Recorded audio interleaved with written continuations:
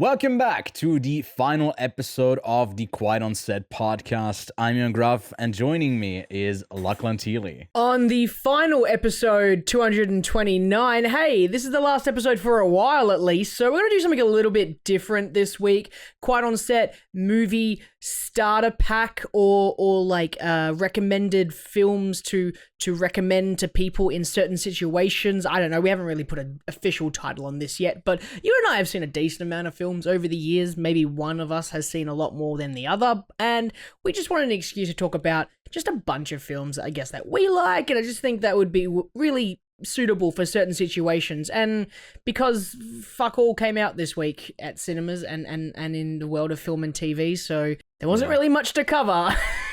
No, it's quite a disappointing week, so instead we'll give you our picks of first date movies, ones for the heartbreak after, movies to impress a coworker, or films where the visuals are only in support of a great soundtrack. What's a film that's not Oscar bait but Letterboxd-Bait, or a movie you tattoo on you or you'd want to erase from the history books? That and more we'll get into on the final episode of Quiet on Set. We are professionals. This is a professional podcast. Yes. Breaking Bad and Better Call Saul. Hello there. Which actually, Did you this get is gonna me a be hat a as bit, well? Yes. So I've got Dooncam. It's just a camera with my Dune steelbook. Welcome back, Lachlan. Hello. I think for those maybe who haven't tuned in to the last 2 weeks when we talked about this already, maybe we can give a quick recap about like why the podcast is going on a pause for a bit, and I'll leave that to you as a chief social media That's me. guy, I guess. All right, so I kind of prepared a small statement that I think is probably the best way to present this to an audience, or to anyone who listens to a bunch of episodes and gets this and goes, where's the rest of them? Because we started Quiet on Set over 5 years ago with just a bunch of friends discussing movies. And it started because mainly we wanted to keep in touch with each other. Ewan and I met a lot longer before that. We both met at New York Film Academy in the Gold Coast, Australia, to study film for a year. And over a period of 12 months, we all became really good friends. And whether it would be my wildest nature of just like doing stupid shit, or Ewan staying up all night reading Schindler's List screenplay, like there were things that we clicked with each other. So when we all went back to our homes, whether it be on the other side of Australia, whether it be on the other side of the world, we wanted to keep in contact. And that's what this basically was. Since then, it's evolved. People have come, people have gone, and we find ourselves today able to not only just talk about films that we really like, cover new films, see things early, cover Cannes, Venice, Ghent, some of the biggest film festivals around the world, and that isn't going to change with this next step. You and I love this thing called Quiet on Set, but slowly life kind of takes over, and over the 5 years, something that we've done for fun has slowly become something that we want to do more as like a job. But that probably means we have to take this thing in a different direction.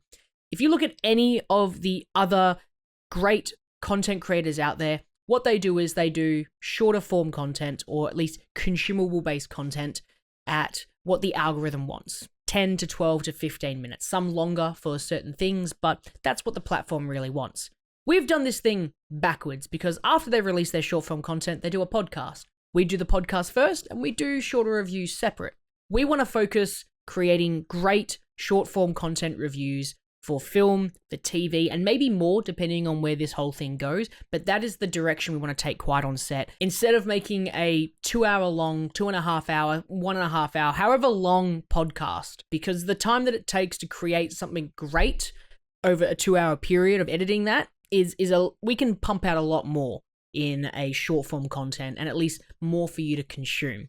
So we're going to take some risks. We're going to hiatus the podcast for a bit, and we're going to switch to short form single reviews. And the way that we've kind of pitched this internally is editorialize this whole thing and make it so that we are an outlet almost. We are going to each take tasks of covering certain topics and review those and present them to the Quiet on Set platform. We want to be that place that you go and get film reviews, news, TV show news, maybe games. There's so much that we can do with Quiet on Set as the entertainment platform, but right now we're going to scale back the podcast and put forward better content and higher quality content. I don't think there's much else really I need to say about the whole transition thing. It's not goodbye, it's just we're going to see you in a different platform. And as I said, like, life changes, and this background here will no longer be my background shortly because I just bought a house. So life gets in the way.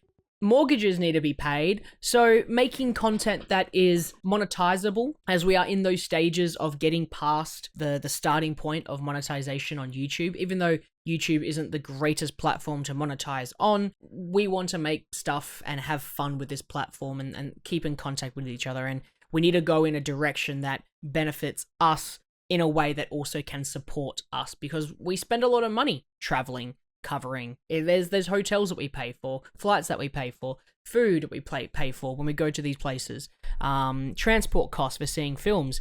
I was explaining to a colleague the other day how many times I go to the cinema a month, and they were shocked because I pulled out, because I go to one primary one, and I scrolled my transaction history, and it was like 4 or 5 times in a month, and he was like, how I go like once a quarter, like twice a year. How the fuck do you go 5-6 times a month?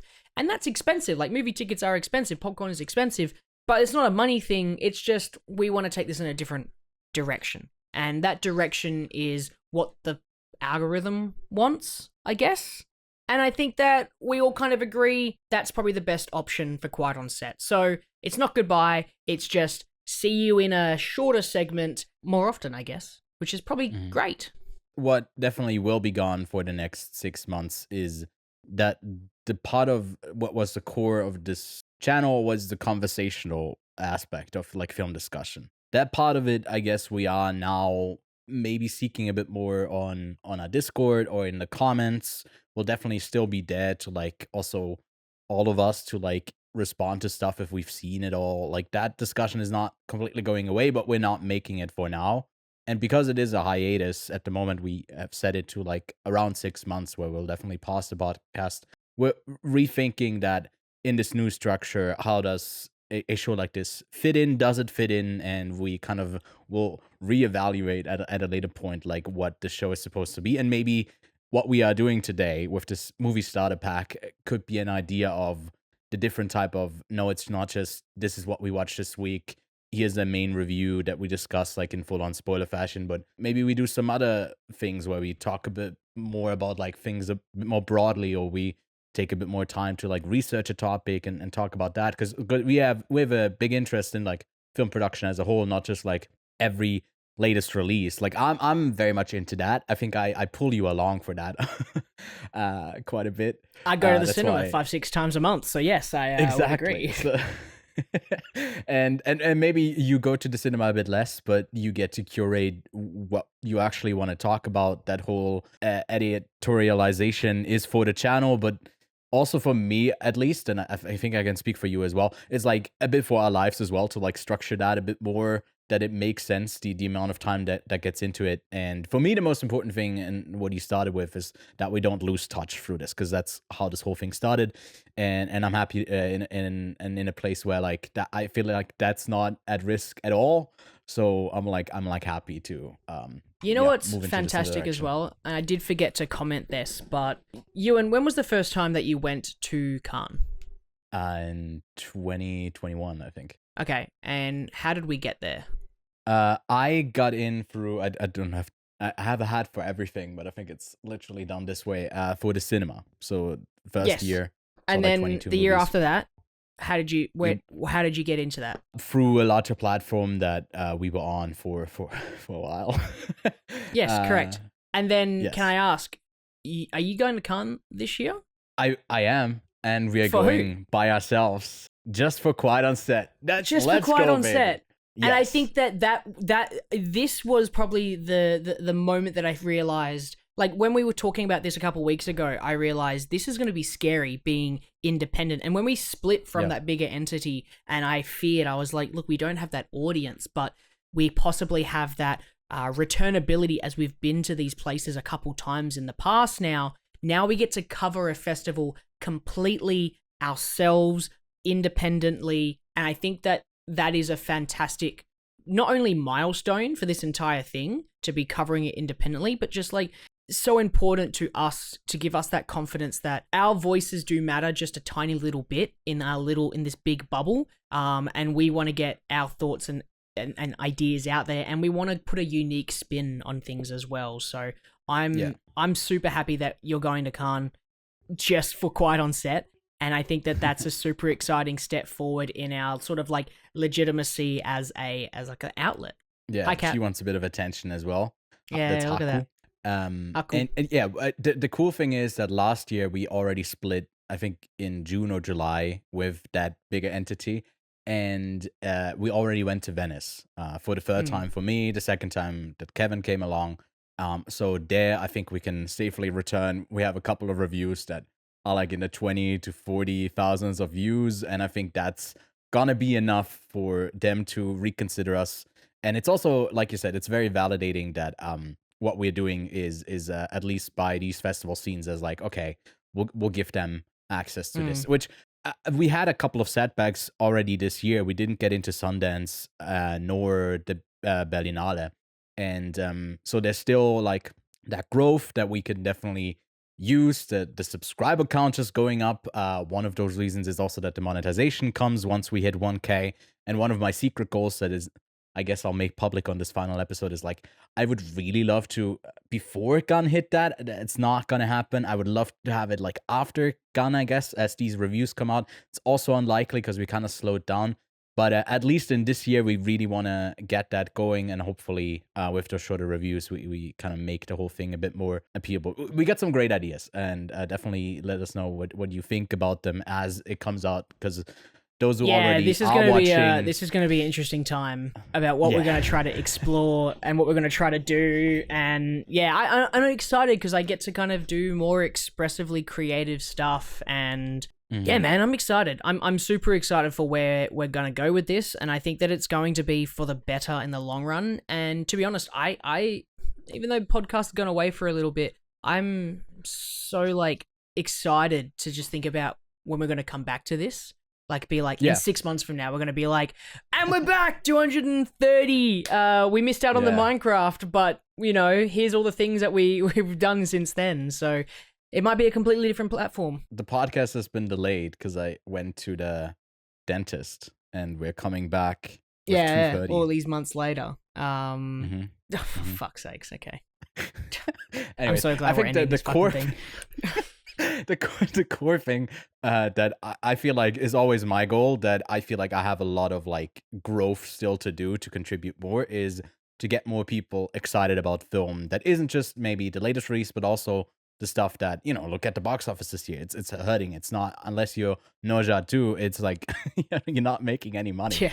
With this that we're doing today, the Quiet on Set movie starter pack, trademark, add a trademark at the end of this. Hopefully we'll give you some, we got some new movies in here as well, that like from the last couple of years, but we literally also have a movie. One of them is mentioned that is from 1915 or something like that. So we're gonna be all over the place. It's gonna be exciting. And Lachlan, do you wanna get into this? Do you wanna read out our first category? Type of movie.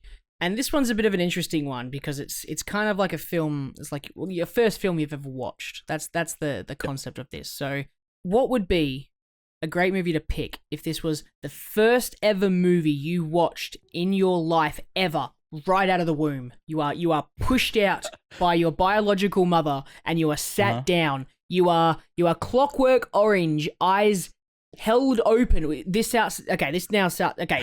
let me give you a bit more context. You are in a country that has very little human rights. Okay. So you get pushed out. The baby's strapped down, eyes held open. Propaganda's basically happening. What movie would you pick to make this child? Make this child watch? What would you pick? I mean, I'm just thinking about my own birth, which I do remember obviously vividly. But what my mother always told me, that I just kind of came out like a bowling ball and overshot and like fell off the table, and they had. So to you're catch picking me. Big Lebowski. That's exactly what I was gonna say. Yeah, Just because yeah. you described it like that.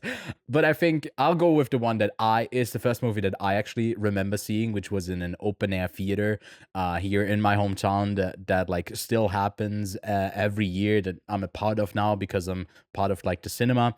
And that's Finding Nemo. It's literally the first movie that I remember, and I think I was like about 4 or 5.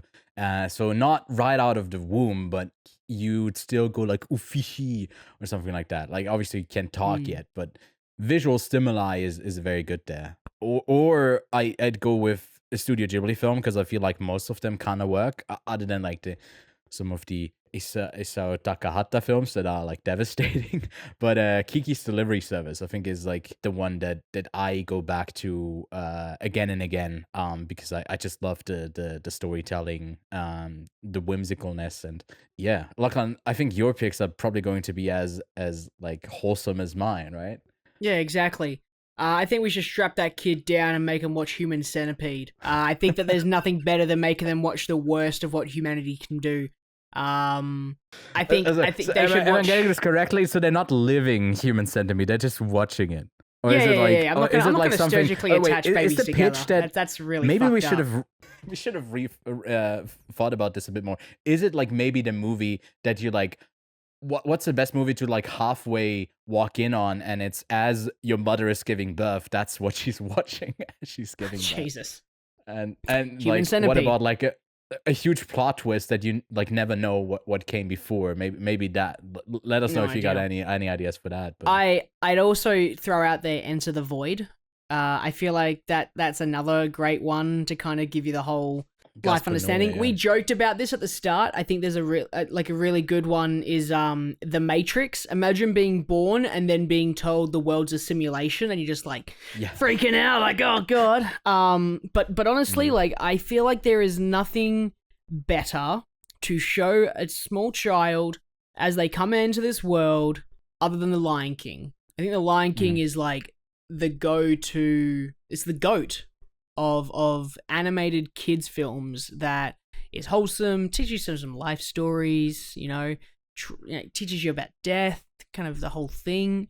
Yeah, I feel like The Lion King's not a bad one to go for. Obviously, triple featuring it. You 2019. do Human Centipede, then you do The Lion King, and then you do Enter the Void. And then right at the end, just a quick cut of The Matrix. But yeah, that's the best way of doing it. Yeah, no, sounds good. So let us know if you a recently born, which of one of those, and how many Letterboxd stars you'd give it. I feel like babies nowadays, maybe we shouldn't like vaccinate them straight away as they come up, but it should come with a Letterboxd account. Just You know what I'm gonna do? Secure the just culture. to help my kids out. As soon as my kid is born and I have a legal name for them, I am making them a Google account.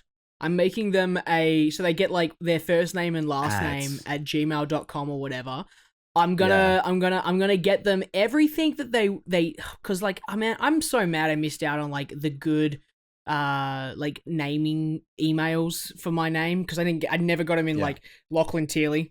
I got a bunch of numbers because of that bullshit, and like I feel like make them a Letterboxd account, like make them these accounts so they get the good usernames, right? Because in like 7, 8 years, 9 years when I have a kid, all the good usernames is gonna be numbers. It's gonna be digits. That's all they're going to be. We're going to run out of options. But anyway, that's just a little rant about the internet. I don't have anything to add to that, other than like something that would just be depressing because we're talking about the state of the internet. Maybe let's move on to something that's more up my alley. I do love a great romance film, and not that I, this category is first date movies. Not that I, go on first dates all the time, but I have watched some of these on dates and had the success rate has been up and down. I picked the ones that worked better than they didn't. But for me, the GOAT of all time for first date movies has to be Before Sunrise. It is such a great film that I feel like you could watch this if on a first date when you're 50,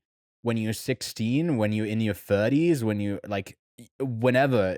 I feel like that kind of spark of a connection with someone that is like fleeting and there's a time limit on it, but you want to value it, and then you also don't want to rush things, and all of those emotions I feel like are perfectly coming together in that movie. So that's my first pick. I got like 7 others, but You have a lot. Like Do you want to bang through some yeah. of them? Do you want to bang through some of them? Yeah, I mean some easy ones. 10 Things I Hate About You. I feel like that's a bit more like less lighthearted, but it's got a bit like there's a bit more sass. If you're a fucking weirdo, then watch The Lobster with them, because at least you'll not catfishing them into, showing them something that you're not. And I feel like it's such a fun premise to do.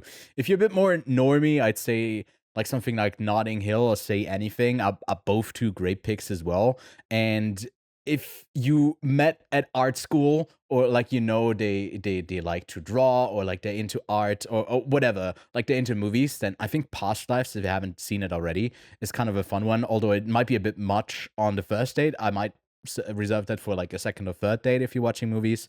And if you're in for the long haul, and you just like, you don't want to talk to each other. I guess you don't want to. No, but you're there for a while. Then I can recommend watching Normal People, and maybe that's something that you can return back to if the first date is successful. You watch like 1 or 2 episodes and you come back to it. So I mean, those would be my recommendations. But what do you? That's incredible.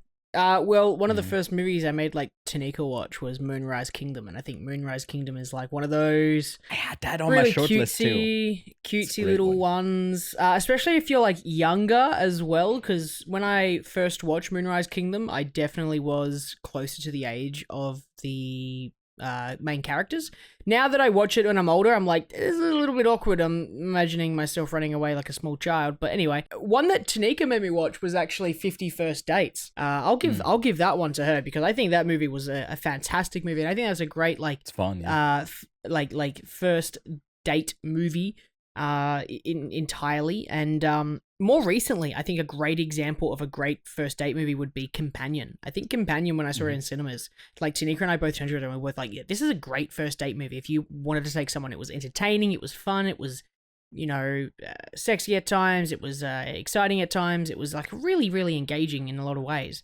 But most importantly, if you really want to know if they're the one, lock them in a room, tie them down, Clockwork Orange their eyes like this, and make them watch either every single Lord of the Rings Extended Edition and Hobbit Extended Edition films, or every single Star Wars plus spin-off, they don't have to do the TV shows, it's too much, movies, and do that, because I did that, and not the whole Clockwork Orange thing, but we were down south on holiday, and every night I put on a different Star Wars movie, and we got through all of them, except the last most recent one, because that one wasn't out yet, and that movie was shit, so I don't even remember what it's called. Rise of the Skywalker? Rise of Skywalker.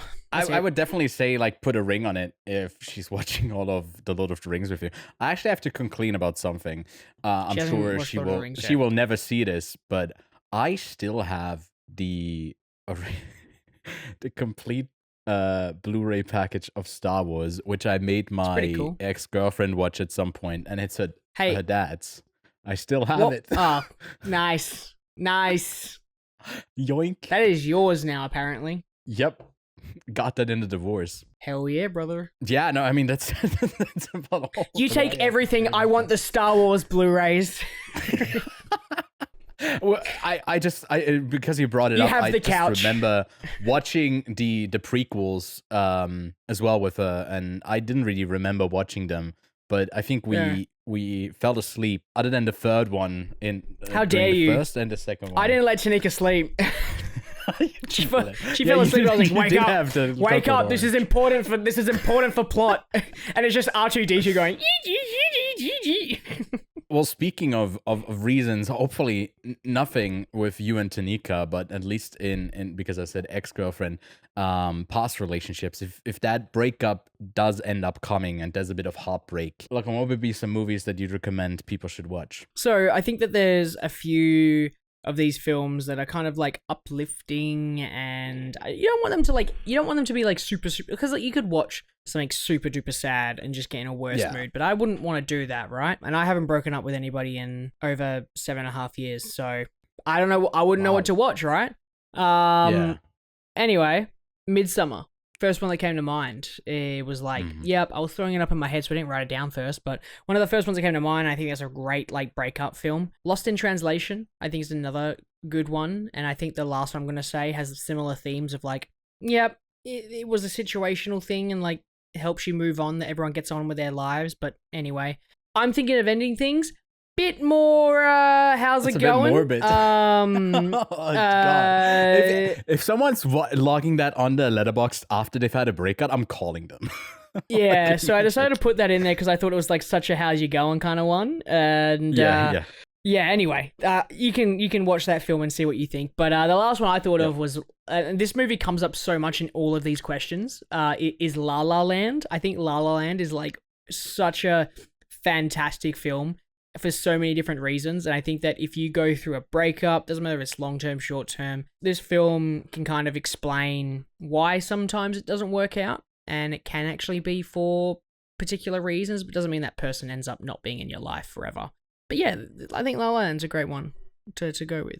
Definitely. It was one of the ones that I was thinking about as well. And obviously Midsommar is like probably becoming fast like the quintessential breakup movie. I think it works so well. One of the movies that works well if you like still in that stage of slowly like moving on and holding on to memories. I think Eternal Sunshine of the Spotless Mind is kind of perfect for that. Although it is also one that works as not a first date movie, I'd say, but maybe, something like, hey, I actually really like this movie. Have you heard of this one? And then you watch it like later in the relationship. But it could also work as a breakup film as you're like, coming to terms with it. Another movie that I think is just like a great movie all around if you're in a relationship, single, or whatever your status is The Worst Person in the World. Because she goes like from the states of like relationship to single to not really, like, is she cheating to what is she doing?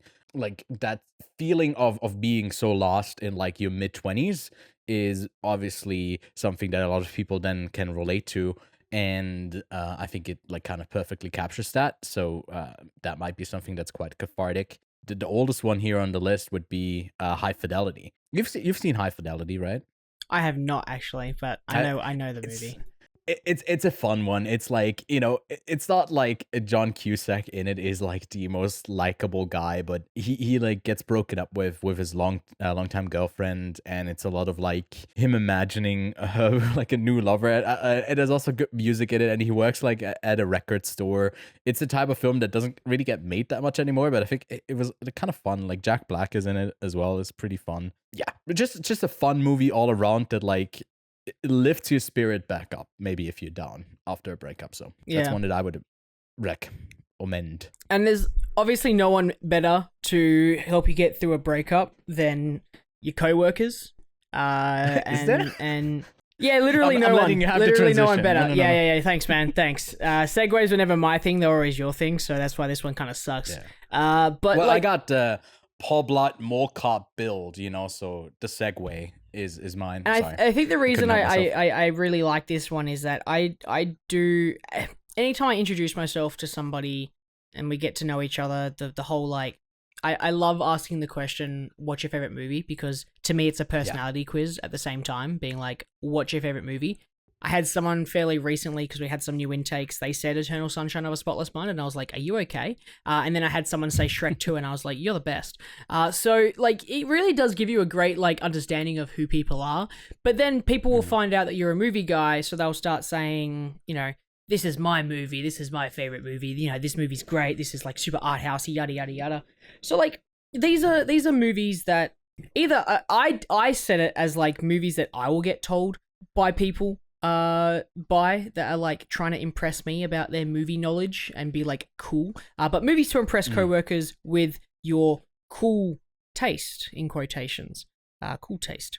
And I read it the other way around, where these were the movies people were telling me about, but for you, this is the movies that you're telling people. So I want you to tell me yours before I tell you mine. I think the quintessential like cool movies that I feel like every time I see someone bring it up on the internet, it's always in a positive way. Added to like Safdie Brother films, Good Time and Uncut Gems, and especially Good Time is always brought up as like, oh, I've seen this movie that like no one ever talks about and no one knows, because it's always in that circle that like it gets that word of mouth that still people see it, but it's never really broadly talked about. So I feel like those would be great picks where they come back and like, although I think Uncut Gems might be a bit much for some, which is understandable.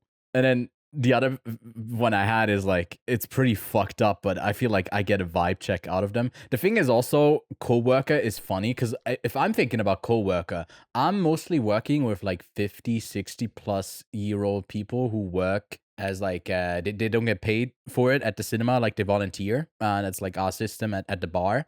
I wouldn't recommend any of these movies, obviously. So it very much depends on what you said. You get like a personality check or like a vibe check when you first ask like who's what their favorite movie is. But I would still love to recommend You Were Never Really Here and to see like if they come back and I was like, you are truly a fucked up person, or if they come out the other way and say, no, it's Lynn Ramsey, Joaquin Phoenix. This is an amazing movie. And it's another one that I think not a ton of people have seen. I'm a bit surprised that it has like over 300,000 logs on Letterboxd, but I guess that's Lynn Ramsey, like the platform. She's got like a cult following. Yeah. I pre-ordered it. I pre-ordered it the other day on a 4K. I'm so excited. I'm so excited. Yeah. Yeah, and she got a new movie coming out this year, and I think it was, I don't know if it was talked about that maybe that one's heading to Cannes. I'm very much looking forward to it. That. We get the lineup April 11th, and that's one of the things that, don't hold me to this, but I feel like I do want to give a bit of an overview of the program, like as a video here, and then give you recommendations for, hey, this is a movie that this is one that's playing in Cannes. Here's another. All right, hold me to it. I've been doing versions of that, but all across the road. it's so far away. You never reach. So far away. What were the movies that people told you to watch? I assume it has to be a bit basic then. I guess more like a broader taste. I fucking love Fight Club. I'm like, dude, shut the fuck up. Yeah. Like, I know you like Fight Club. Everyone likes Fight Club. It's a great film. Great movie. Yeah. Fantastic. Now this next one. I'm a little bit guilty of this because for the longest time I said this was like my favorite movie, and I realized it was a very like, oh, I'm so cool. Drive, like, come on, young Lachlan. It's a very bro take. Really, it's very Fight Club, but without any of the fighting, except for like two scenes. But like I like Drive. I actually, hang on, did I? I mean, you love the soundtrack for it as well. I love the sound. Hey, no spoilers. But I also pre-ordered that recently. I just put up my receipt and I pre-ordered the 4K of Drive. Lachlan got a house. Now he's back to spending all of his money. I'm pre-ordering them, and then I'm just gonna like let them keep contacting me about picking up my order until I'm ready. Straight away. Put the Blu-rays on the mortgage. Exactly. Can I pay in Blu-rays, please? In 4Ks. But like the only other thing is, like you said it quintessentially. Quinten Tarantino films. Every time everyone's like, hey, I love Quentin Tarantino movies, and I'm like, yes, everyone fucking loves Quentin Tarantino movies. And then I'll say, which one's your favorite? And you know what? I said that the other day, and someone said, guess what movie they said, Ewan? Guess what movie? Reservoir Dogs? I don't know. Pulp That's Fiction? what you think. That's what they all say. They said Death Proof, and I was like, no one likes Death Proof. That's a crazy one. I haven't even seen that one. But like all the time, it's Django, it's Inglourious Bastards, or it's Pulp Fiction. Like those are the big three. People from time to time will say Kill Bill. No one ever fucking says Death Proof except that one guy the other day. I like Death Proof. It's kind of fun. But like, yeah, I feel like it's like the quintessential like, I'm a movie person. I love Quentin Tarantino. Yeah, I think he has lost a tiny bit of relevance though in the last couple of years, just because it does take quite a bit for him to like get something going, or he is not really working on something. What feels like right now that's in production right now. I don't know. I was just thinking that like Quinn 10 is in his name. He's making 10 movies. I don't know. It's all meant to be. This is all giving like credence to the theory that it's the Matrix. I watched when I was in like year 7. It's crazy. Yeah, I can see the patterns, especially. And let's move on to something a bit more difficult. Generationally, there's a huge gap in the type of media that's being consumed. Your parents might be on Facebook, or your grandparents, or I don't know what they're doing. So, is there like a movie anymore that maybe you could recommend, and at a family function, everyone sits down and has a good time? Can you think of one? Because I think this is actually like the hardest category. Because like there's something that everyone can have a gripe with literally every single movie. So it's hard to please everyone, and you can never do that. But yeah, what would you go with? I think we like if I got the whole family together, it'd be a great I remember since my earliest moment, like coming out of the womb, watching Human Centipede, and so I feel like I could watch Human Centipede. That's a with fucked the up game family. of Twister that you're playing with your family. God, I love it. No, look, I think there's actually, I actually think this is a lot easier than you're making it out to be, because I feel like these are the movies that you will flick through on TV and you'll stop to watch it. And I think the first one I thought of was Forrest Gump. Forrest Gump, anyone, any age will watch Forrest Gump and just flick through. Oh, it's on, and just watch it, because it is a fantastic movie. Literally happened the other night, flicking through, bang, Forrest Gump. Let's watch Forrest Gump. Yeah. Animated wise, like Fantastic Mr. Fox, I think is a great one that anyone can get behind. I think that it's like that perfect balance of childish animation, but with adult humor kind of like whittled into it. And I think that is the same that goes for Isles for Dogs. But I just don't think it reaches that same heights that I think Fantastic Mr. Fox does in terms of like visual presentation and just like stimulating kids. And then the last one, because I think it's the last movie my entire family watched together, and that makes me kind of feel sad because it was over like 13 years ago. But I remember downloading Interstellar on iTunes, and at the time, Interstellar just like came out on iTunes, and I paid for a rental of it. And at the time, Australian internet was so slow that 7 gigabytes. It took me 5.5 hours to download 7 gigabytes of this movie to watch, and played it back because I couldn't stream it because it was streaming in Australia was still fucking very difficult with certain internet connections. But downloaded it, watched it with my mum and my dad, and yeah, I think that's like one of the best like sit down family. It's got everything with it. But you know, like things like Marvel movies are great ones to go and watch. I just think that there's a lot to pick here. I just think that we're overthinking it. And we should just go back to Human Centipede. I feel like with the Marvel movies, with Fantastic Mr. Fox, there's certain things about it that people might not like. So I like maybe I think Forrest Gump is the best. Obviously, Human Centipede, but Forrest Gump is probably the best one out of the. And I kind of went about this in a way like I got two picks that work when obviously animation would be a great pick if there's even like little ones that are like around 5-6 like younger kids that it still works for them, that is in live action, but they wouldn't get too bored. Funnily enough, I did go with two movies that are incredibly old. One is from 1924 and the other one from 1946. It's a Wonderful Life from Frank Capra has kind of stood the test of time, and I see people return to it literally with their family every Christmas. Ton of people talking about that on Letterboxd, that it's like almost a tradition to rewatch it every year.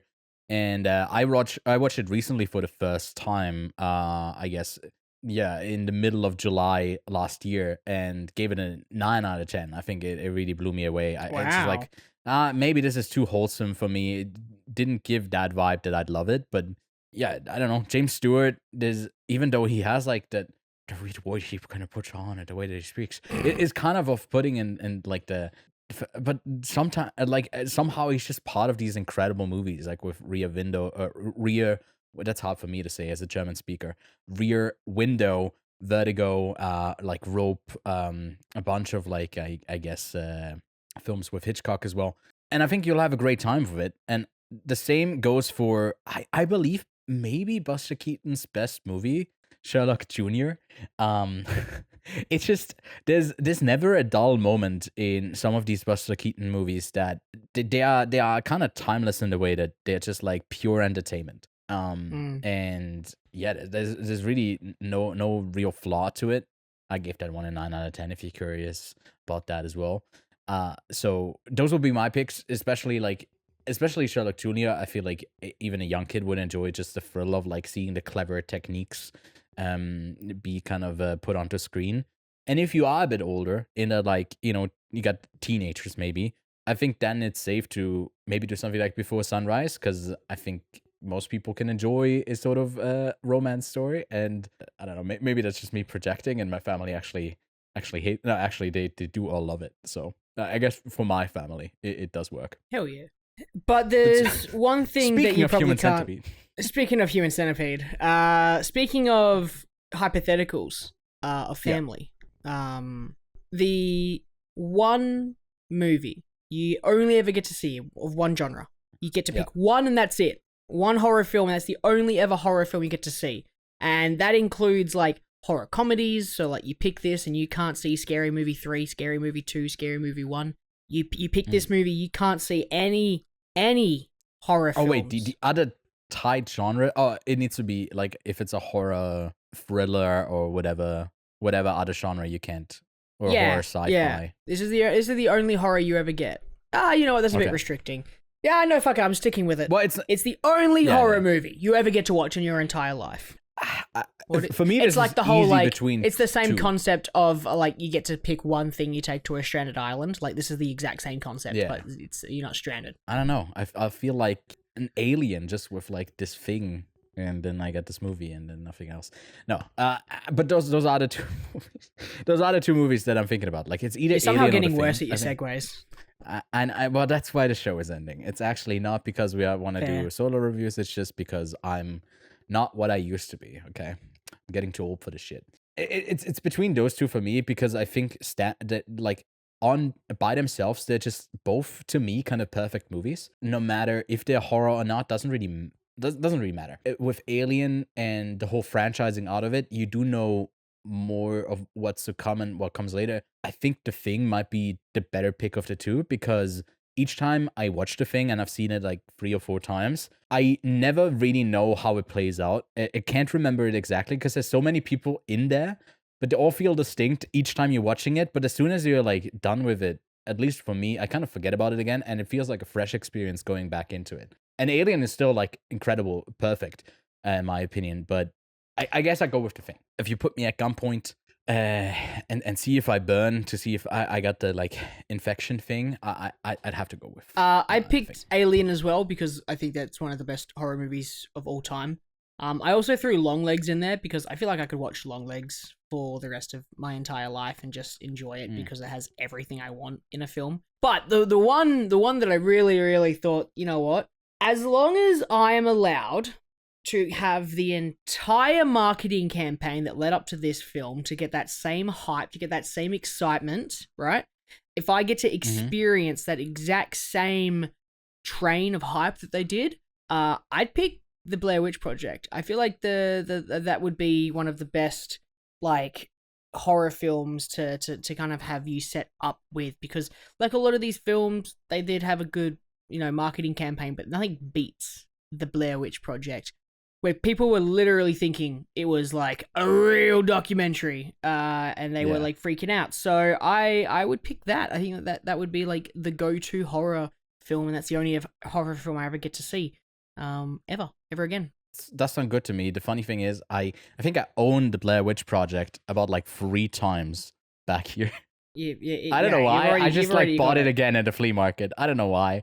Nice. I've never seen it. I haven't seen it. Oh, really? Okay, So, that's fair. not to this day, but yeah, I definitely should get on that. Horror is a genre that often you look away because it is hard to look at because there's blood and there's guts and it's disgusting and it's scary. There's also some movies that we just can't, like blinking would be a sin. We just want to take all of it in because they're the best looking movies, the best cinematography, all of that. Look, we've dabbled in the genre of talking about visuals. It was literally like a running gag while Callie was still on, that she said she's a slut. I quote here, she's a slut for visuals. I think we do have a bit of overlap, especially in like the sci-fi genre. Is often where you get to see like really impressive visuals in there. I think we both adore the work of is it Hans Zimmer? Hans. Kill me. I wasn't. No. I meant Roger Deakins, not Hans Zimmer. I don't know why I went to Hans Zimmer. Is it Roger Deakins who does Blade Runner 2049? Or am I? Yes. High. Yeah. No, you are correct. Okay. Yeah. No, that would be one for me. That obviously, with that being one of your favorite movies, I assume it's up there for you as well. I mean, it's literally one up of the there. posters that are on my wall. Yeah. That's fair. You got some other ones that like really stand out? Where do I begin?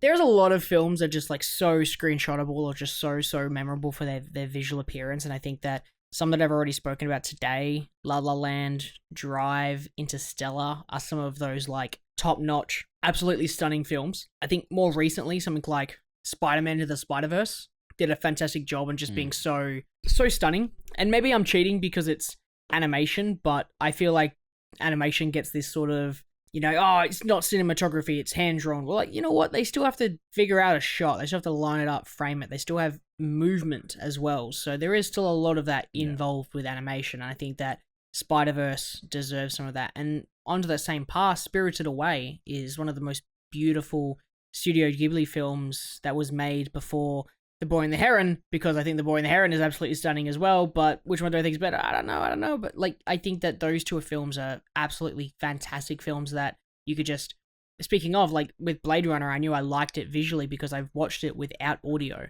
and I feel like I could do that with some of these films. Something like Grand Budapest, I think, is a fantastic film that is stunning to look at and was that sort of like birthplace and that sort of like reinforcement of success that Wes Anderson had with his style, and everyone was like, this is great, and since then he's stuck with it. But I think that other than the ones that you're gonna say, because there's a couple of there that you've got that I would 100%, in fact, I think that I agree with every single one of them. One of them, yeah, I forgot about In the Mood for Love. I just need to mention it before I forget it. That should be on, because I see you got another Wonka Y. I was gonna say I've got Fallen Angels, which I think is like one of them, but anything by Wonka Y is absolutely stunning, beautiful. Apocalypse Now is stunning. For a war film to be beautiful is such a contradiction, but I absolutely love that.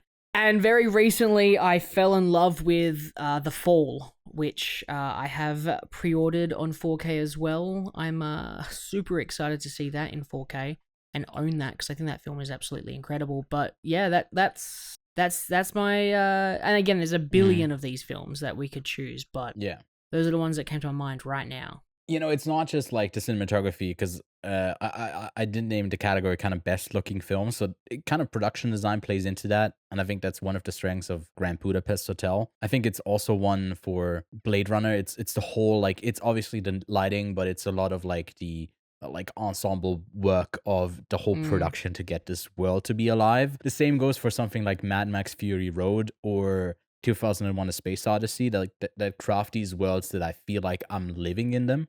Yeah, you also got that on Noel. Similarly, I do feel about that like the same way about like La La Land, and to an extent, even Parasite I think is so perfect in its production design paired with the cinematography work. Staying in South Korea, Decision to Leave, also a recent film that criminally was not nominated for an international Oscar. It's just something that also is in the editing incredibly impressive, but the shots in this are so striking. And then there's a couple of movies that really, really shine just by the way that they stage. Like, well, that's how you hit the microphone. That's not what staging is, but where you place the camera alongside with the blocking. And I think in Portrait of a Lady on Fire, that synergy is perfect.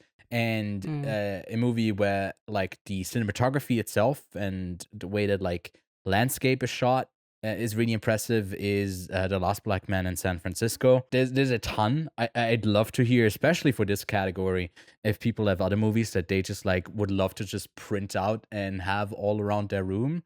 Because I have a couple of those, and obviously you got that like circle thing that has like a frame, right, of the movie. Every frame of the film in a circle. Yeah, so that's a fun one. Obviously for Blade Runner 2049, that really pays off because there's a ton of different colors, and I think for 2001 it's kind of the same because it's got like that white and the darkness. It's literally like black for the majority of it, and then like the end is just like yes, it goes through the stream. Yeah, exactly. So I think one of our passions, I think, was also when we did our own short films and studied film, is that cinematography is something that we both really love. So it's something that we really appreciate when it's done well in films that we like. But you know what? Cinematography isn't everything, and as I said, a lot of work goes into animation, but animation's for children. No, it's not. Animation is for adults, and adults, they like animation. There's definitely a hentai joke that can be set up here, but we're not going to make that because we're grown ass men and we are responsible, and we aren't going to make those jokes. So Ewan, you've gun to your head. Name 6 animated films that are for adults. There ain't no baby talk, ain't no child play here. What's 6 films that are made for adults that are animated? Biggest budget for, I think, an animated film in Japan's history. If I could be completely off here, but Akira is incredible. You already brought it up. Boy and the Heron might be one of Studio Ghibli's best film. I only went with one Satoshi Kon film, but you could literally go with all 4 of them. I got Perfect Blue in here. Already brought up, I'm thinking of Ending Things. Director has another film that is kind of stop motion, Anomalisa. That's very interesting. Some people hate on that, so it might not be for everyone. There's a documentary that uses animation to kind of disguise its lead subject and still be able to tell his story, and that's in Flea. And then a recent film, a French animated film that I think was made for like $8 million in a similar vein that, like, you know, the smaller productions like Flow that worked so well and, you know, went all the way to the Oscars. Mars Express is a great sci-fi that I'd shout out for adults. Kids, stay out. This is our animation. Yeah, what about you? Yeah, man. I think that to link on some of the best animated films come out of Japan that are made for adults, they've just nailed the whole anime thing. And hey, Perfect Blue, Ghost in a Shell, Grave of the Fireflies, I think are all really fantastic films. One that I haven't seen that I have wanted to see for a while. In fact, I think I own it as well. I just haven't got around to watching it. Mad God, made by like... I'm going to say this wrong. So, was it one guy? Am I wrong on that? Is made by one... No, I think it's really impressive. I've seen Mad it. God made by one guy. Mad God is... Well, I can't tell you for a fact whether it's made by one guy, but it was made over 30 years, and holy shit. I've just seen so much from it, and it looks incredible, and I think that that's like one of those, yeah, that's made for adults. And last one, but not least, Aussie shout out to Mary and Max. I think that that's a film, or even something like, I guess, I was about to say Marcel the Shell, but that's definitely not it. But another shout out to something like Memoir of a Snail. Adam Elliott's filmography is claymation, and I think that whilst yes, it has some childish elements to them, they're definitely not for children. They definitely got some grown up themes, adult themes in there, and I think Mary and Max is definitely one that takes the cake. But yeah, I think that there is some really good films that we've all just listed out that are proof that animation is for everybody and not just for the babies. Mm-hmm. And also that it's made at different budget points, that it doesn't only need to be, you know, 100, 200 million Pixar, Disney, DreamWorks productions, but there's independent animation that's being done. Dude, look at the sometimes Oscars over this the year, course right? of 30 years. Yeah. I mean, Flow winning, and some smaller studios, I guess, are able to win. Although Studio Ghibli wouldn't be a smaller studio, but sometimes the big dogs, the Americans, aren't holding that like supremacy like they used to over that award, which is something. I mean, one of the biggest, I think the biggest animation film festival. I already got accredited for Aussie, and I'll be going there after I'm going to Cannes about like 3 weeks later. I'll head to that animation film festival for the first time, and I'm very much looking forward to it because there's a ton of great animation, smaller stuff that there's not as much of it, obviously, because it's so much harder to make. I don't know if you saw, but like the Corridor Digital just recently made like a stop motion movie, and like a short, and really impressive how they made that, where they literally like printed out with 3D printers the different like movements. Interesting, like new approach that no one has done before. Yeah, cool. For that. So that is a genre that can always be pushed forward, because there's like there's no limitations in the style that you can go about stuff. So and you can see it how much Disney is just like, hey, we got something iconic, let's remake it with real people, and we just wish the stories that were told in the animation would be original. But it's not that bad that all of this is the state of film will make me cry. But there's a ton of movies that get an emotional response out of me. I'm known for that. Lachlan, you're not really. I don't know the last time you cried in a movie. But do you have I'm literally going through my Letterboxd reviews right now and just key searching the word cry to see if I've written cry in any of them. But yeah, honestly, I don't think I have. Nah. This guy is. It's too hot in Australia to waste any water on tears when you are sweating. So you can't lose out on that. It's almost like Dune down there. So you gotta hold it in. But I mean, do you have movies that you remember like getting emotional to? Bing Bong, Inside Out. The Bing Wicked Bong. Witch is dead. Rip Bing the Bong. one from Inside Out. I rip Bing Bong. So sad. Very, very sad. The Green Mile. Yeah. The Iron Giant. Marriage Story. Human Centipede 3. Okay, was that because the guy you watched it in the theater with farted and it just like really stunk and it made you tear up, or was that something? No, That's no, finally that would when be, that would be terrible, wouldn't it be? By that time you made it to kindergarten after coming out of the womb being attached. It's because it's the last of the trilogy, so okay. Sad to see it go. Human Centipede 3, the final sequence. Which is interesting in the context of it's just too graphic. Never mind. I'm holding myself back on saying that. But it's the last line. That's all I'll say. You got the visual image of like the third in the. I don't want to say it though. I just realized that I left off the most obvious movie for me. That is like how I feel like How You See Me is through this movie, and it's Schindler's List. Yeah. and I didn't have it on the list. I never cried to Schindler's List, and I feel like that was a movie that you I don't know why it's not. I bawled my eyes to it every time, multiple times. I think 4 to 5 times each watch. I think it's devastating. I don't know if it would still hit the same, but I think that movie is really emotional. I get emotional easily because not that I get like overly invested or that stuff really stays with me. It's not like it's like dragging me down, but for the runtime of a movie, it's just for me really easy to like settle into the emotions and just kind of let them out. For me, it's really cathartic. It's great to represent men crying openly, I guess. But there's a ton that like there's personal connections. Like I cry to The Lion King, because when the first time actually when I remember rewatching it was shortly after my dad had passed. So like I was seeing myself in Simba and was like, holy fuck. In 2019, during my first watch, I was really so stunted that I couldn't do it. But it wasn't 2019. It was actually 2021 with After Sun. That movie devastated me. It was like, funnily enough, you said like Interstellar was the last movie that you watched with your whole family. And I think we've watched other movies in between, but we did watch After Sun with each other. And like it was my little brother in the middle looking back and forth to my mom and me, and us just like bawling our eyes out. And he was just like, why are you guys so emotional? I was like, well, the movie really hits. I can also very much recommend, if you need a good cry, Still Walking.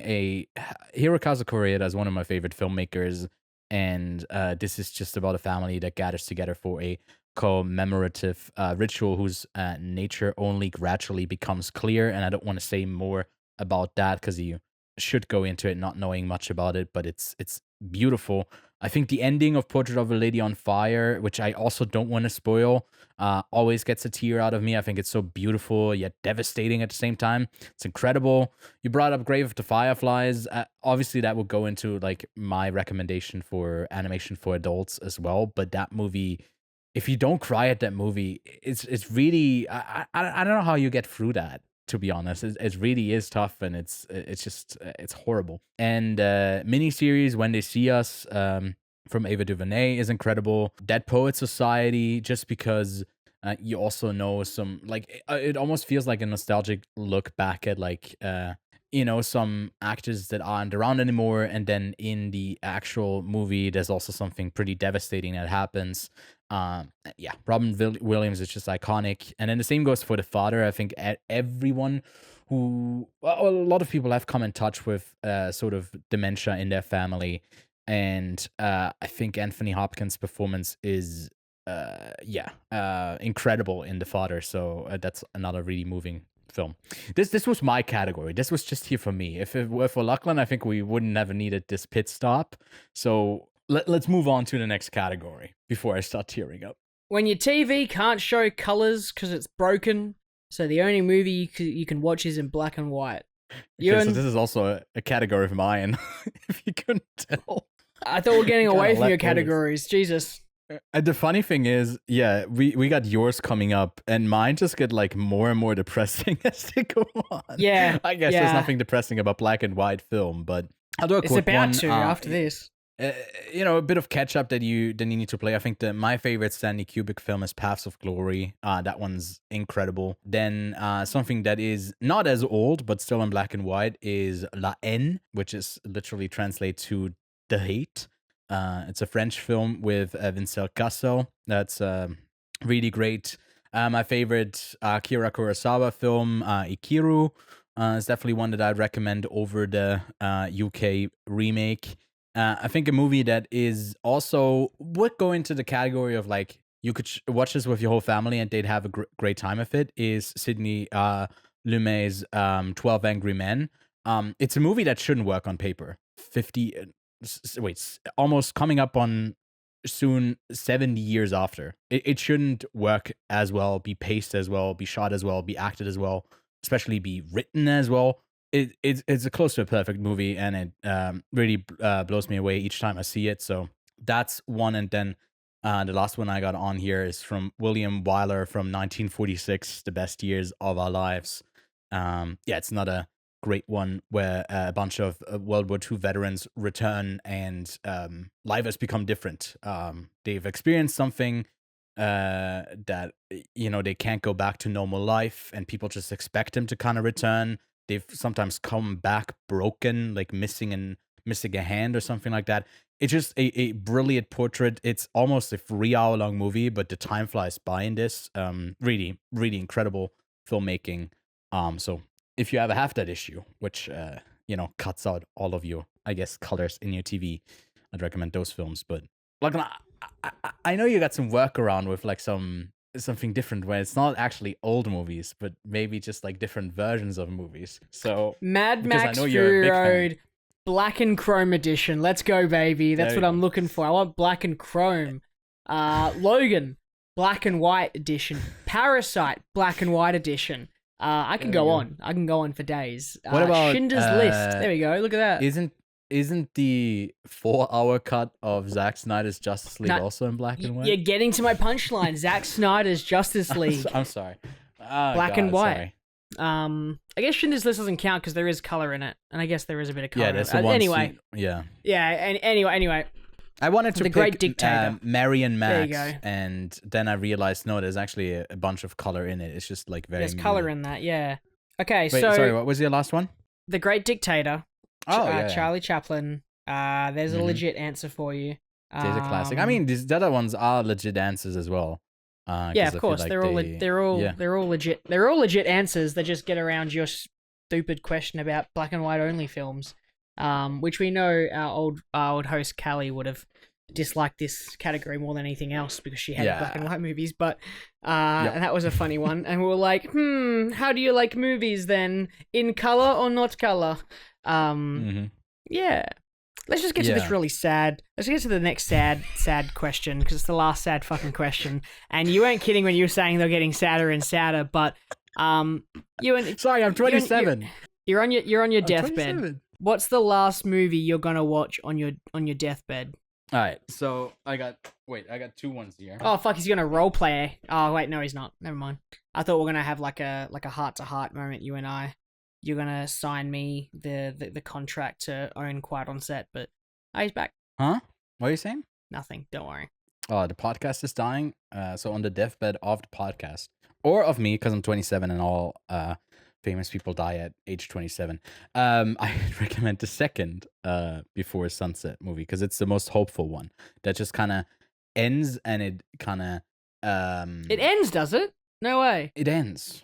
Yeah, it's crazy that it just doesn't continue. But in the context of the trilogy, it goes on, and it's sort of representing that there's something that has come before in a movie, then you currently experience something great, and there's something that comes after, and it's very existential that way. I think I'd had a great time with it. It's also, if I'm just like, "Ugh, I'm about to croak out, this movie is also only 80 minutes long. So it's, I can squeeze it in. As he, like, the guitar gets put down and it, I think, fades to black. The other movie that's really lighthearted would be Fantastic Mr. Fox. I think I'd had a great time with that, for it to be the final one. I love that it's like so spilled out that I ordered this, I think, off of Etsy. But I guess the print is pretty shit. Yeah, I can tell. Yeah, it's not a great print. But I do have it here. So not the movie though. I can just stare at this, which doesn't count. I wouldn't stare at this on my deathbed. I would definitely watch the movie instead. Those are my picks. Yeah, so I picked Blade Runner 2049 because that it's one of my favorite movies. I could just watch that whenever. Treasure Planet, because I love that movie as a child, as a kid, and I still do. And I don't know, just gives me that little hope. But then you made a great point that 80 minutes and then you die. So maybe I thought I could extend the length of my life a little bit and just squeeze in every single Star Wars movie that's ever come out. And then I also want to include the spin-offs and the TV shows. So because you're hooked up to it, you only die once the credits roll? Once they so if that was the case, I would have died because they're well, actually, do I get to live if they have Star Wars stuff out coming out? Purgatory is watching all of the MCU movies and having to sit through the credits to see a mid-ass end credit scene before you die. Yeah. That's no way. Sorry, what'd you say? Do I get to keep living if there's Star Wars stuff in development, or? You better hope that they don't fire that Kathleen Kennedy isn't quitting. Because if I can't die until I've seen all Star Wars content, there is like 17 different things in development right now. So I feel like I'm not your dying. safest bet would be to I found stick the with Fountain of One Youth. Piece. One Piece will eventually stop existing. I know but it would last you a long time. I think you'd stay alive for long. We twisted this question around quite a bit because we did try to bring a light spin to it. Ewan, in the instance, I would like to ask you to wait. I did the next one. You intro this one. Yeah. Well, I don't know. I don't know what you actually, because it is a bit of a basic one. What's everyone's favorite movie? Like, what do you think is? It's obvious. Like, what's the favorite movie of everyone? I mean, it's for Forrest you, it's a bit Gump. of an overlap. You think so? I feel like some people come around to that. Everyone like, not loving it. loves Forrest Gump. Everyone. I like it a lot. I don't know. I think the one, there's not a lot of passion behind it. I think everyone kind of likes it. I wouldn't say that a lot of people say that this is their favorite movie. But the one I hear the most about is Interstellar. Like, yeah, that's fair. People just love that movie. It's, like, for dudes, it's Interstellar. I don't really hear that many people. I don't know. There's not a lot of people on the other side of it. There's just a lot of talk about it, like, being the best, and then people making fun of those people for the lack of, like, I guess, film taste maybe that they have to have seen other films. But it's definitely, to me, the most popular one. Other than, for some reason, obviously the IMDb thing with like Shawshank Redemption, which doesn't really make a ton of sense to me. It's a great movie, but I don't know, a favorite. And then if you're a girl, it's likely to be Lady Bird. But there, I think it's not as universally just like one movie, because it could be a ton of them. And if we're speaking gender neutral, I think Eternal Sunshine of a Spotless Mind is for a lot of people, like, they say, oh, this is actually like a great film, and they actually love it. That maybe this would even out to be the favorite movie of most people, but I don't know. You'd have to do a census or something. Avatar, Titanic. Titanic definitely. Maybe at the same time, in the mid 90s was when Forrest Gump came out, and then 98 or 99 for Titanic. So in the early 2000s, I think those would be definitely the more popular answers. But I think since then, like, there's some other movies that pop up. I think before that, maybe Pulp Fiction was in the mix of like always being like a favorite for people. But it shifted. And especially, due to some platforms that have come up since where you discuss movies regularly online and log them and have your diary entries. And of course, I'm talking about Letterboxd. So you came up with a fun little category here. Yeah, you've heard of Oscar baits, right? Yeah. Well, what about Letterboxd-Bait movies? Movies that try to bait people to watch it on Letterboxd because of how letterboxy they are. And I think that there's a lot of films out there that are kind of like that. Do you have any? I just peeked at yours, and yours makes the most sense, especially. Doesn't it? We'll get to that in a second. Yeah. So I wrote the question. I knew what the answer was. Yeah. you're like making the test, but also writing down the answers first, and then you're coming up with the question after. I think because there's a name drop in it, Scream 6 makes a ton of sense because they literally like talk about Letterboxd for like half a minute or like a minute as part of like if you know Scream, that's what they're doing there. I don't know if I'm crazy, but I feel like Companion also name dropped Letterboxd. I'm not 100% sure. If I'm wrong on that, I think that's also giving off the vibe as like you said, a great first date movie, right? Tanika said that too. And I think so as well. And I think it also works across the board to like get a bit of hype on Letterboxd. And then anything Rachel Sennett or Ayo Edebiri is in, because they're both on Letterboxd as well. I think Ayo isn't really posting anymore, but Rachel still is. I think her at is like girl actress. So those make the most sense to me. It's a bit different. It's a bit harder to like. Maybe Saltburn would be another one that was trying to go for that. Saltburn's a great one. Meme push online, and that happens. But then a lot of people are like, there's an overlap of people that use Letterboxd, but also are like actively making memes and like keeping that online culture for film alive. But what about yours? Yours is like the right answer though. Everything, everywhere, all at once. Yeah. I mean, it did just peak, as soon as it came out and shot up to number 1, I think, right? In the it's Letterboxd, Barbie again, I'm pretty sure. I think it's Barbie now. Barbie now. No, I don't think so. I think that one's compared to like Oppenheimer. I feel like it did make more money, but there was a clear winner at least for like the better movie when it comes to like the consensus online. But Everything Everywhere at Once, a movie that I definitely don't want to forget. But your next category, I think, is another. Are we talking about rating films by how popular they are on Letterboxd? Well, no. Well, I guess then we're talking about like how many logs they have, which maybe it would even out that Barbie would have been seen more. It has been watched 3.8 million times. Wow. And Barbie has been seen 5.2 million times. Damn. Okay. Well, both immensely popular. Crazy. I mean, that was a whole phenomenon that I think went beyond Letterboxd, but especially Everything Everywhere All at Once, there was a ton of hype that just came out of Letterboxd, so that does make a ton of sense. But yeah, you wanna get rid of some movies. You wanna never hear about them again. Yeah, it is some of these fucking pieces of shit. What do you want to Movies are taken away from the history books. I'm shortening my lifespan here a little bit. I want to get rid of the Star Wars sequels. Oh, the sequels, not the prequels. The prequels can stay. Prequels can stay, dude. They're fine. All right. They've aged like wine. They get better as they get older. Yeah. And then the sequels have aged like, I don't know, raw chicken. That shit's bad the day it came out. I guess. Actually, you know what? No, they've aged like dog shit. Fine. What, it got all crusty? Yeah, it's shit. And I don't like it. I don't like them. I think we'd be better if we got rid of all of the sequels and restart the sequels.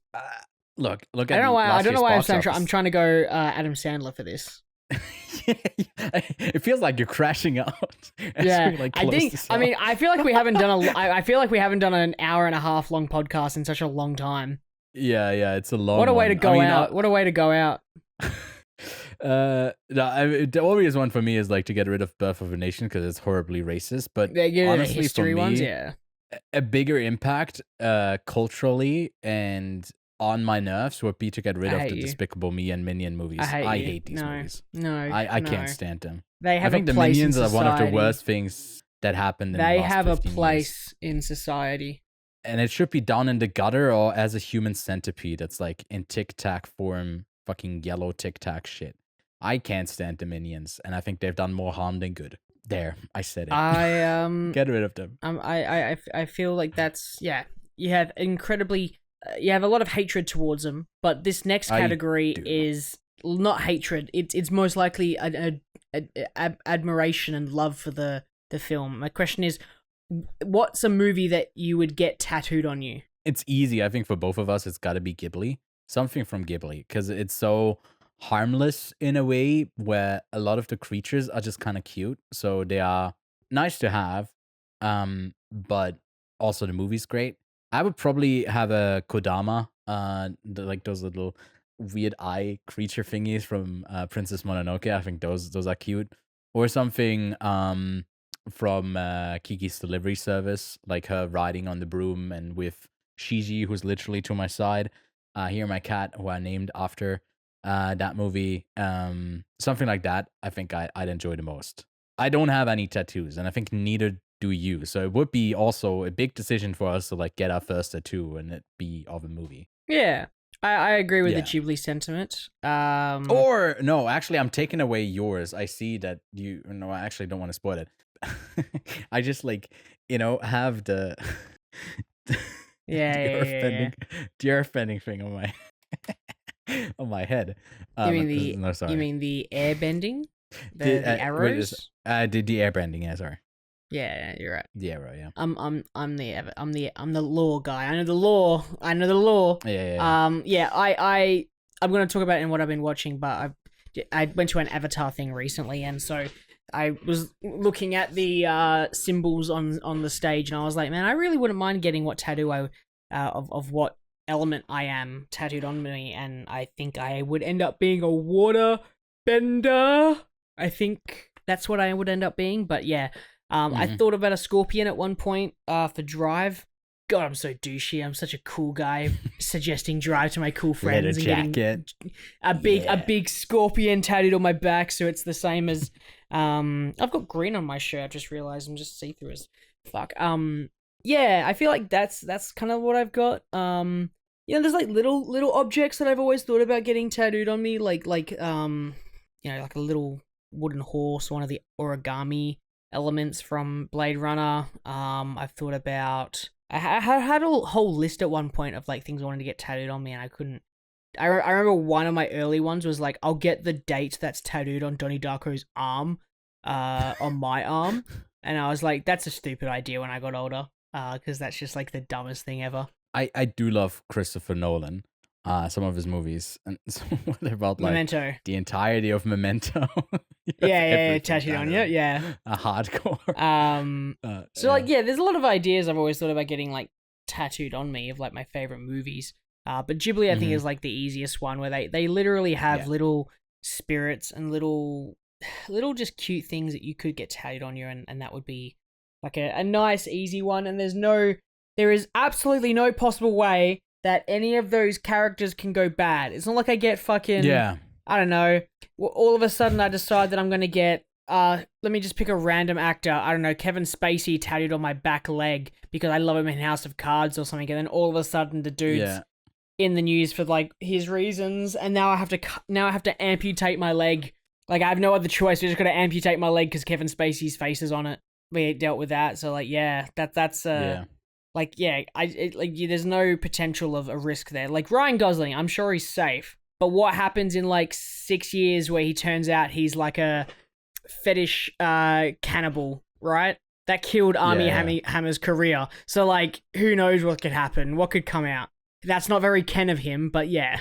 I mean, another fun one from Studio Ghibli would be the ones that, like, the ones in Spirited Away. The coal, like, the ones that carry the coal. And you could have a bunch of them and they look cute together.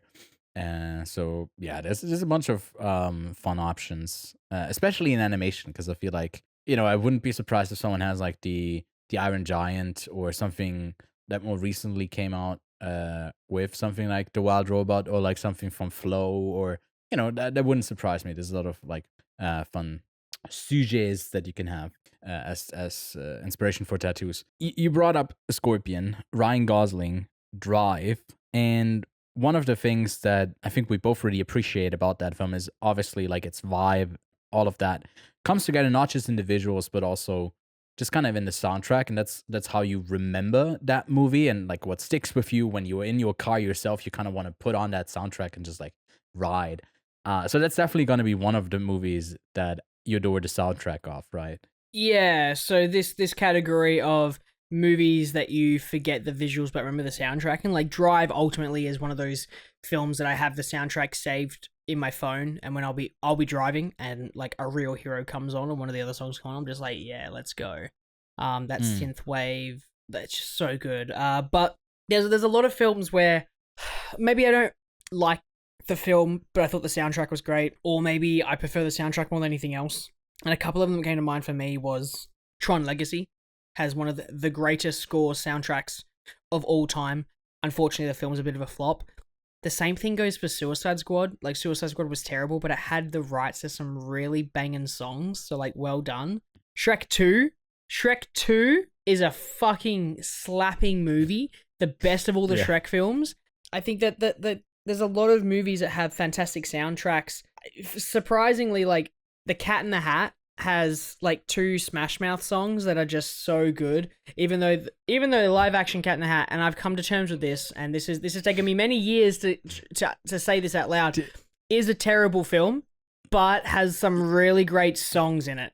If I had a penny for every time you brought up The Cat in the Hat on this podcast, I'd have a couple of pennies. I can do a lot of lines from Cat in the Hat. It's embarrassing. That movie sticks with like you. Sometimes I'll just be saying that, I'll just be like, Sally, Conrad, Sally, thing one, two. Like, I go through the whole like thing like of them introducing Thing One and Conrad and Sally just being like with each other. I'll do the scene where they're like in my. This is mostly in my head, but sometimes it is out loud. The cooking scene, I can do that one for like almost verbatim. For what's said in the film. I'll just reference, like, I'm not a big guy of movie references. Like, I'm just terrible at remembering specific lines of dialogue in films, unless they're like super iconic, because a lot of people will be like, hey, where's this from, and they'll say a quote, and I'm like, I don't fucking know, but like, I'll go, Rhode Island license plates, you never see those. That's just a random line from Cat in the Hat.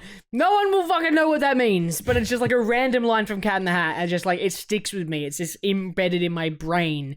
I prefer Canine American. Like there's just so many stupid lines in that film that it just like, yeah, fuck it. Cat in the Hat. I'm getting that tattooed on me tomorrow. Oh god. Seuss has never done anything weird, right?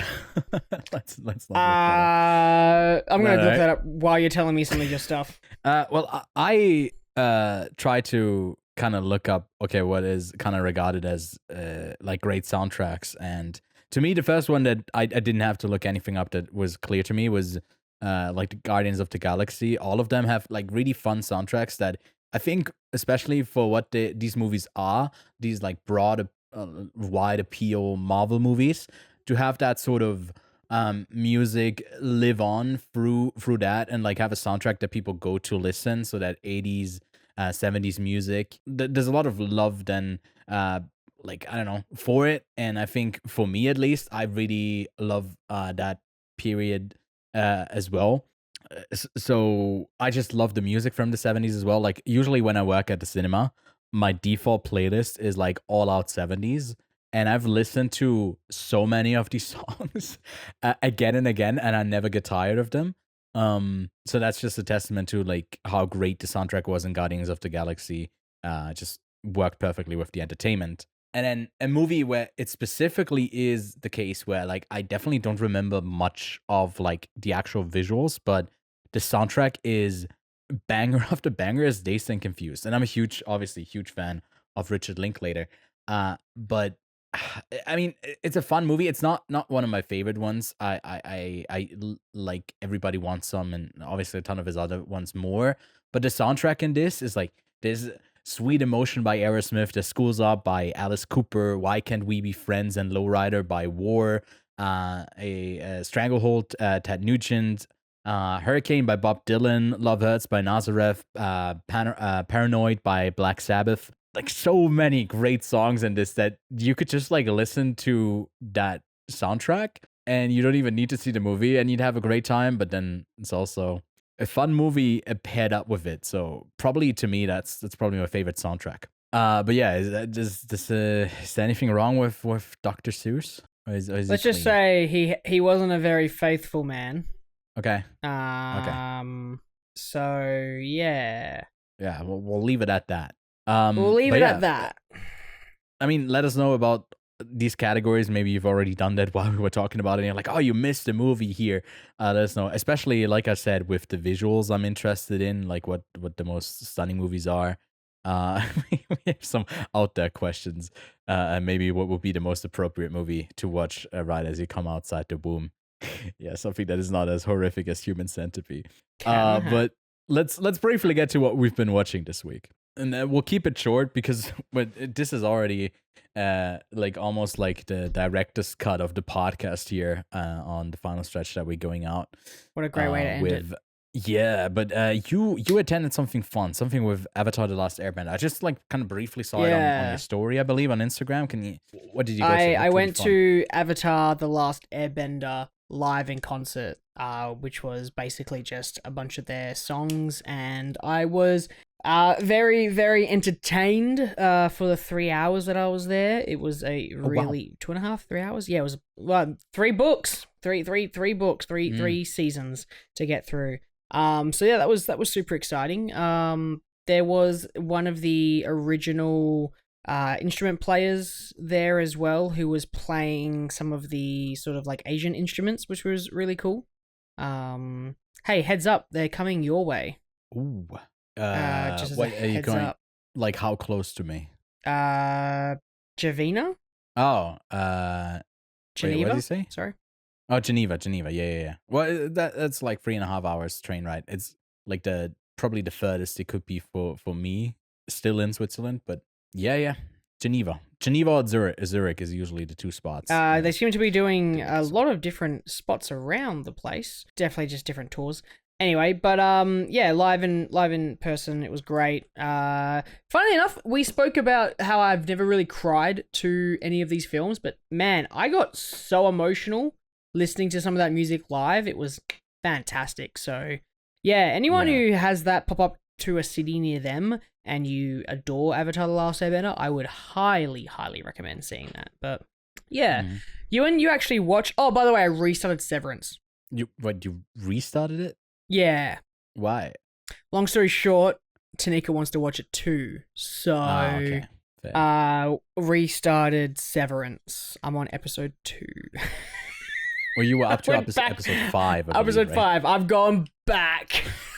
I mean, much like the characters are, they're going back, but I guess, I don't know. No spoilers. I'll keep it brief here because I think for some of these I might even do in the updated form that's coming to the channel, a review, or you find it on my own channel, but for most of these I do plan to like talk about them somewhere. The studio, I think the first couple of episodes out, that like Seth Rogen 30-minute long comedy show that's like each episode is like done in different type of style and homage to sort of film period. It's at times pretty cringy in the delivery of the comedy. It's very on the nose, but if you vibe with it, I think you'd have a great time with it. And it's also all in love of film production. So it's got that going for it, and obviously with Apple behind it, there's a lot of production value. I'll probably do like a more in-depth review because I've seen the whole series thanks to Apple sending us the screeners for it. Also watched another show that's I think coming out in a couple of weeks called Government Cheese, and that was dreadful to sit through because it's a funny name for a series, but it just kind of meanders around and never gets anywhere. Can't recommend that one. And then the last season of How to Sell Drugs Online Fast is coming out a week and a half from now. I also binged through that one. It's a German show that's about a bunch of I guess teenagers who sell drugs online fast and make their business. It's very much that like coding of the entrepreneurs and being successful and having your business and hustling. And there's a certain tone that it definitely strikes in its earlier seasons where I think collectively weren't like as like it wasn't as yucky and icky as we are looking at it now. That sort of hustle culture. I mean, just look what's going viral right now with that like morning routine. I don't know if you've been able to escape that, but that like whole Maybe you've seen it. I know exactly but- what you're referring to. I naturally wake up at 4 a.m. every day. Cold plunge and stay Cold midair plunge while you're and- jumping yeah. into the pool for I 4 do minutes. push-ups on my All of that. balcony. Yeah. I mean, I've seen you do that. And also, the way that you do it, the air doesn't come out of your mouth. Let's leave it at that. But How to Sell Drugs Online Fast is pretty alrightish. It like there's a time jump, but it's not as good as the first couple of seasons. I think they had like an upper limit of like, they were very out there in its visual approach. It's fine. Then there was the follow-up to Fresh, a movie that we discussed, I think 2 years ago, by Mimi Cave, that I think we both really liked. And this one with Nicole Kidman and Matthew McFadden, Gal Garcia Barnell, just kind of flops. It just never really goes anywhere. It's like so overdone, this sort of like illusion that you're like in a place where you're being lied to, and then the like female protagonist that uncovers something. You can kind of feel like a plot twist coming, like, 10 minutes into the movie, and it takes like an hour and a half to get there. Not great. I gave this one a 4 out of 10. And then I watched 3 older movies, 2 of them being real, and the other one being a Jim Carrey movie that I hadn't seen before, called Liar Liar. That was a fun one. Yeah, it's I mean, hey, the kid actor is last episode of the podcast, still hating on kids. I think that kid actor wasn't good, but here we go. And then I watched His Girl Friday from Howard Hawks, a movie about like journalists and sort of like a death, like a murder trial where someone's about to be hanged, and it's about the importance of journalism, and getting like the truth out there, and the laziness of like being more interested in the clicks than the actual truth, or like the disregard for human life. And there's also romance in it. Really, really impeccable movie. Gave that one a 9 out of 10. Loved it. And then last night I watched All About Eve, because I'm still kind of making my way through like all of the Best Picture winners, working in a longer run on the long haul, kind of on a video series and shorts. And then I'll leave that as a tease, but that's from Joseph L. Mankiewicz. That might be a name to some, although it's not the writer here. I think it's the director, so the brother, but I could be wrong about that. I don't even care. But this one is like about theater culture, but then in the same way also film culture. And it like starts off with voiceover at an award show, and it kind of does the thing of like, how do we get here in a way, and see someone kind of have the rise to get this sort of fame in theater by leeching onto an already established actress. And I think it's really poignant whilst never having a dull moment in kind of portraying the sort of self-eating nature of this industry, of like the young must replace the old, and how it's all just kind of self-feeding and very narcissistic. Really impressive movie. I mean, that's one that I often see in people's fall favorites, and I gave that one an 8.5 out of 10 as well. But yeah, that's all the stuff that I've been watching. Definitely recommend those older movies, His Girl Friday and All About Eve. And yeah, I think the studio out of all of the ones that I talked about is probably the one worth checking out the most. There's a couple of news items. We already are so over time, so one quick thing: Steven Yeun is cast in the Avatar: The Last Airbender animated sequel movie. I thought that was interesting, especially because you just were at the concert. Got 2 new trailers: Final Destination Bloodlines. I'm so hyped. I'm not watching any other trailer though. It's a second biggest horror trailer debut ever, with 178.7 million views in 24 hours. Really impressive. I hope this movie succeeds and does well, because goddamn, I love that franchise. And then PTA, One Battle After Another, also had a trailer out and a release date for September 26th. Yeah. Did you watch the trailers, or did you skip on to them? I haven't watched either of them yet. I want to be surprised. No, I don't. Yeah, I don't think I with want Final to. Destination, it does make sense to stay clear. You don't want to be spoiled any of the deaths. Yeah. And then PTA, I think, is enough that it's PTA. I'll go watch it. 100%. And then and then another thing, Sundance is moving from Park City, Utah to Boulder, Colorado in 2027. So next year's, I guess, festival will be the last one in Utah. And Boulder is a bit more accessible. A bit also, I think there's like 107,000 inhabitants in that city, it's a bit easier to get to. So it might be likelier for people to actually get there. I think Sundance was very inaccessible, very expensive to go to, and they were also not really forthcoming with letting people in that aren't like a big outlet or haven't done the festival like 10 years in a row. And it's been really tough. We've never gotten in. And hopefully with this new place, maybe that's better for like the accessibility for it. But I know our goal was at some point to, maybe it was more, I don't know if it was more mine than yours, but it was the goal that at one point we make it there. I think there's just at this point, there's better festivals. I think Gun was way better of a festival to go to than like the last couple of years of Sundance. So I feel like we're fine. Yeah. But yeah, would you still go to like Boulder at one point, or is that like not really a goal of yours? Sure. I have no idea where it is in comparison to Utah, so let me just. It's just a bit more south, but it's also still cold there at the end of January. I like the cold. That's the thing. I like the cold. So, where's it usually held? Park City, Utah. It's not, I think, that far from Salt Lake City. Oh, okay. Right. So it's further. The other one was like a mountain town. East. Or is it east? This also looks like a mountain town. It is still like that type of vibe, but I think it's a bit more accessible. But I might be wrong about that. I'd have to wait on people who have actually been in the last couple of years to say how. I think Cincinnati was also in the running, and that would have been obviously an even bigger town.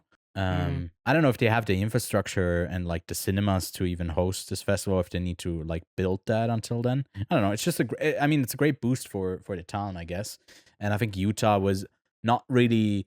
Sundance has become very much about like when you sign up, it's about like gender identity, disability, sexual orientation, all of that. They want to question you because it's very important for them to like have that sort of representation. And I think Utah as a state is very much red. It's very Republican. It's very anti like LGBTQ plus. So for a festival to have like that sort of identity in the midst of it was I mean great to have, but I think in the long run they as a state probably weren't. Like they're fine with it going away, and that must have been part of the issue, reason why it was like they moved to Boulder, Colorado, which I think Colorado is way more known for to be a bit more open minded. But yeah, that's Sundance, and then the huge thing was the Marvel cast announcement for Avengers Doomsday. That like every 12 minutes they announced a new name. I clicked on it at one point and was like, wait, is this bugged? What is this? Is this supposed to create hype? And it was like similar to what they did a couple of years ago with Game of Thrones, where they revealed the premiere date, I think, of one of the seasons, and it was like an ice block melting, like winter is coming, and like whatever. I don't think it created that same type of hype. Was there anything like? There's a lot of like 2000s X-Men people that are returning, like Patrick Stewart and a bunch of people that played characters there. Yeah. And there's also a bunch of people missing, of course, that aren't in here, like Tom Holland, the Spider-Man. We are not getting the Hulk or Hawkeye. What was another big one? The Doctor Strange. Dakota Johnson as Madam Web. No, I love that why is she listed here? That makes no sense. Why would she pop up in this? That would be crazy. Also, Nick Fury, not in this. Yeah, I think they also said there's still like other people to be announced, I guess. Yeah. But does this cast? It's a loaded question. Get you more or less excited for Doomsday? I will wait for it to do its thing, and then I'll go from there. I mean, Kevin also said that it low-key kind of spoils Thunderbolts because none of them are actually, I guess, dying if they all pop up in Avengers Doomsday. So yeah, it's like, okay, well, they're gonna be in this next movie. So I mean, not the Suicide Squad. Definitely not. No, they all make it out. Although I think Taskmaster is one of them that's not on there, and I think that's one of the characters in there. But I honestly, again, I think with the Marvel stuff, we will likely probably see it, but it's not that we are like itching and are itching for it or like excited for it. But that's all the news this week. And then as far as new movies coming out, this week was kind of sparse, and this next week I think everyone is kind of making space. Holding space, 1 meter by 1 meter tall, 1 cubic meter of a Minecraft block is like so much space is to be left for that film. And I think it doesn't matter if it's shit or not. It will just make $1 billion. Yep. It's too Let big it to fill fail. their pockets with money. Yeah. Is there anything else that you'd recommend people go see this week? No, everyone should just go see the Minecraft movie, and that's it. That's Yep. all I want you guys to see is the Minecraft movie, and then that's it. That's it. Honestly, Which I'm same. covering. And I'm doing the thing. exactly. And I will probably be covering as well, but not on this channel. We'll have both separate reviews, so it's like it's almost like a divorce, but you get more time, you get more because you get 2 Yay! reviews instead of 1. So yeah, you spend, I guess, the weekend with Lachlan's review, and then early next week you'll get the one from me. I don't know, this allegory doesn't work, but thanks so much for sticking with the podcast. If you listened all the way to the end of all of these, it's very much appreciated. And yeah, we hope to make a big return later this year for the show. But in the meantime, I'm very much looking forward to what's coming up next. Me too. Yeah, and I think we'll just cleanly and swiftly we'll close it out before you even. We could also just Irish goodbye and just stop the podcast.